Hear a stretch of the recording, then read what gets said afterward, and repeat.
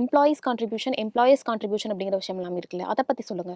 இப்போ என்பிஎஸ்ல முதலீடு பண்றதுக்கு 2 வழி இருக்கு. ஒண்ணு நாமளா பண்றது.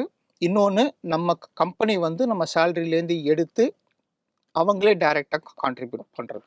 இப்போ அந்த மாதிரி பார்த்தீங்க, இப்போ நம்மளோட கான்ட்ரிபியூஷன் பார்த்தீங்கன்னா மேக்ஸிமம் எவ்வளோ வேணா பண்ணலாம். பட் டாக்ஸ் லிமிட் வந்து ஏடிசியில் 1.5 lakhs within that eighty C limits.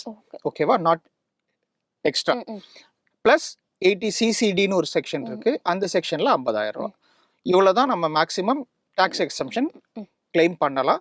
But முதலீடு நம்ம எவ்வளோ வேணால் பண்ணலாம். எம்ப்ளாயீஸ் கான்ட்ரிபியூஷன் பார்த்தீங்கன்னா, இப்போ ஒரு வருஷத்துக்கு அவர் 17 லட்சம் கம்பெனி அதில் அவர் சேலரியிலேருந்து எடுத்து என்பிஎஸ்ல போடுறாங்க அப்படின்னா, அந்த 17 லட்சத்துக்கும் அவர் டாக்ஸ் எக்ஸம்ஷன் வாங்கிக்கலாம்.